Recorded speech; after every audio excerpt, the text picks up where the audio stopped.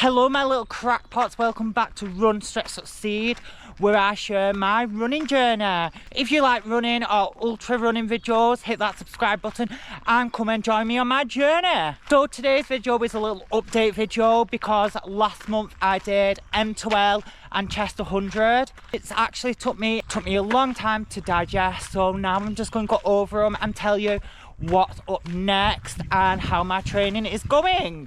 So it's a very hot day, so I'm doing a run walk tactic, as I've even just got a message saying be careful on my run as it's so hot today, because I am not a sun person.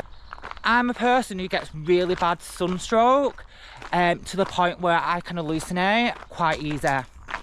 So running and outdoor things is not really suitable for me, but we try. So let's start off with chest 100. I did chest 100, I was really proud of myself. After the event, I could still walk and I was quite fresh. My boyfriend said it's the freshest he's seen me, but I have done a lot of training coming up to this event. I did a lot of strength training, but I really feel helped on the day. So I feel like experimenting with my nutrition did really help. I have tried different nutrition products, but before chest 100, I really did try to mix things up and try different products. And I feel like the products what helped the most, was caffeine bullet. And I feel like I've been like talking about these a lot, but genuinely out of any products I've ever tried, when I take a caffeine bullet, I actually feel like the product starts working and I can feel the product kick in.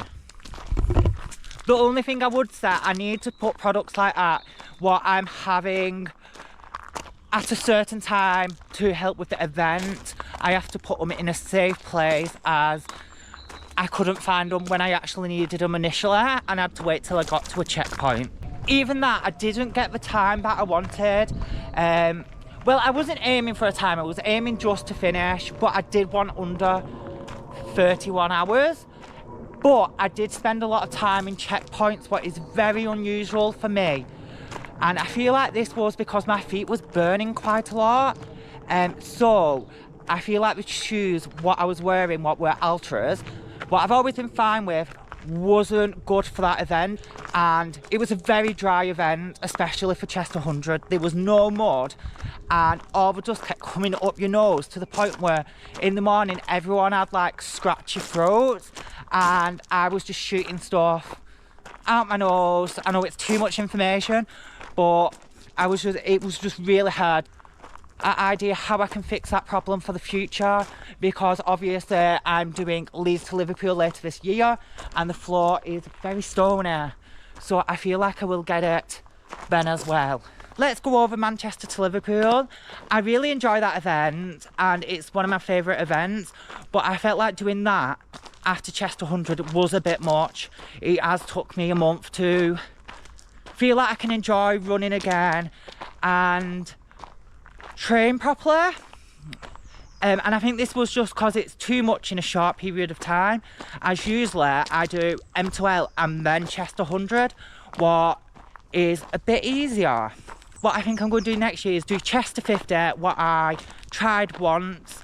I DNF'd at 2 miles because my knee was sore, and I just don't think, no matter what you're doing, it's worth an injury, because I feel like once you have an injury, that can flare back up and it can be a really hard problem to sort out. So like Leeds to Liverpool last year, where I pulled out and thought it was the wisest idea, I will just pull out of the event because it's not in my favour to just get injured, especially with my job, and I feel like most people will agree.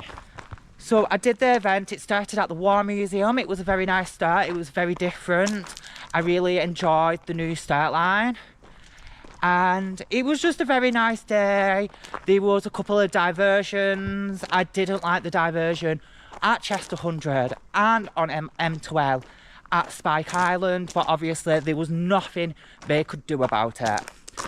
I just didn't like it because it felt like I was running away from the course, so it was really doing my head in. That will be back to normal for next year. and I think I did M12 in like 11 hours and 3 minutes. I did Chester 100 2 weeks before. I think is a really good time. Next year I think I am going to volunteer at M12 as it's just too much on my body. It's just too much on my body in a short period of time, and I just really love the event, so I think I'm going to volunteer because that will get me over the FOMO. Last time I said that I said mofo, and everyone corrected me in the comments. So I think that's my plan for next year. We're going to do Chester 50, Chester 100 and volunteer at M12. It all depends on the volunteer process. I've never volunteered, so I'm going to have to look into it.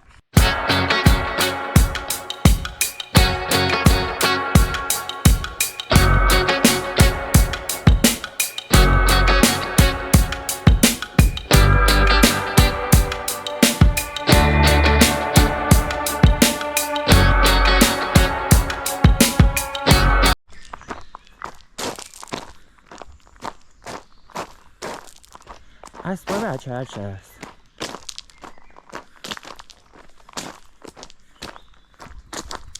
So what events have I got coming up? So I am booking this week Leeds to Liverpool ultramarathon, as I definitely want to go back and try and get a PB on that course and try to do it without being injured. I think I'm going to try different shoes and try not to use zero drop. But I need to find something with a big toe box, like Ultras, as I've got really wide feet and I can't deal with having blisters again. Also, next week I've got Kendal to Preston, what is a really good event. It looks like it's going to be a hot event again. You start off at Lakelands Maze in Kendal, run down the canal all the way to Preston. It's very hard to get lost, and I'm just doing it mainly as a training run. I am looking at Windermere Marathon, but I don't know how I'm going to get there. I really do want an event in June, but I don't know what event. I don't know any events what I can get to yet. So I might do like a challenge video or something. So if you can think of a challenge and pop it in the comments, I might opt to do that, because all these events cost quite a lot of money and hotels and everything else, but I kind of think I need to do some like content and videos in between them, because it's really hard to do so many videos when you've not got the money to do the events. So if you can think of any types of content you would like to watch, please put it down below. Also, I'm thinking about doing Cheshire Ring by GB Ultra. I love GB Ultra's events. It's a new event. It goes all around the canal, because I must love events on the canal. What has changed since first time I did Chester, and I was actually horrified and a bit traumatized from running to Sandy Lane Checkpoint Canal. I was literally crying in hysterics, hallucinating down that canal, and it frightened me so much that when I beat Leeds to Liverpool and realised it's the canal, that I was like, why the hell have you booked this? But then Leeds to Liverpool ended up being one of my favourite events.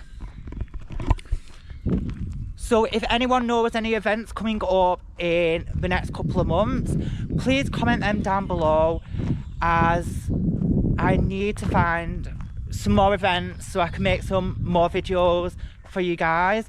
I am planning to do all 3 events by Fly Course Runners, so Castle to Castle, Kendal to Preston, Tower to Castle from Blackpool to Lancashire Castle. I always say it wrong. I've got like a processing disorder, so like some words I always say wrong. So, and I've got like quite a bad memory when it comes to stuff like that. So if you ever walk over to me at events and think I don't recognise you, I probably do know I spoke to you, but I've forgot where it was because of the processing of my brain.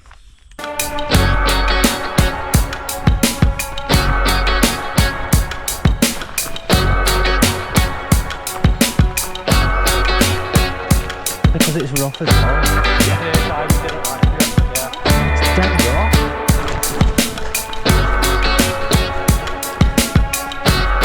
Has my training been like at the minute?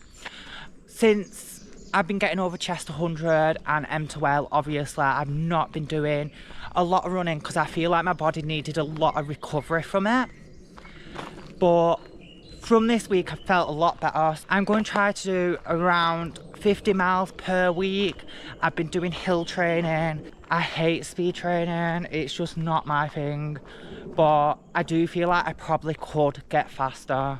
I have been doing a lot of strength training, lower body, upper body. I've been quite consistent with that. It's really helped with my running. And I hate to say it because even though I enjoy doing it now, it's hard work to get into. So then people who say strength training is really important when it comes to running are not lying, guys. I'm sorry, I've just got to say it to you. So I'm going to try to keep consistent with strength training. I think there's a deer over there. I'm trying to keep consistent with strength training. That should really help me when it comes to Leeds to Liverpool. I do notice that if I don't run, I have a really bad knee. And I feel like most people will be like, what? When you don't run, you have a bad knee? But yeah, if I don't run for a week, my knee feels a bit sore. But I have got hyperextensive knee joints and toes. I don't know if it's because my leg extends more when I walk, so sometimes I might hyperextend it and might cause like a little overstretch injury. So maybe that's it. So if anyone else has the same issue, please put it down below in the comments, because it would be interesting to see if it's just a me thing or if it's quite a common thing. So guys, I actually feel like that's it for today's update video. I hope you enjoyed it, and I know it's not a long video, but I don't like dragging these updates on, and I just wanted to tell you what events I've got coming up and see if there's any more events I can do or what people want me to do. So if you've enjoyed the videos, please subscribe to my channel, please give it a like. Also, if you can write something in the comments, that will really help out the channel and get it out to more people, what means the more I grow, the more events I probably will be able to do. I hope everyone's training is going well, and I will see you next week for Kendal to Preston.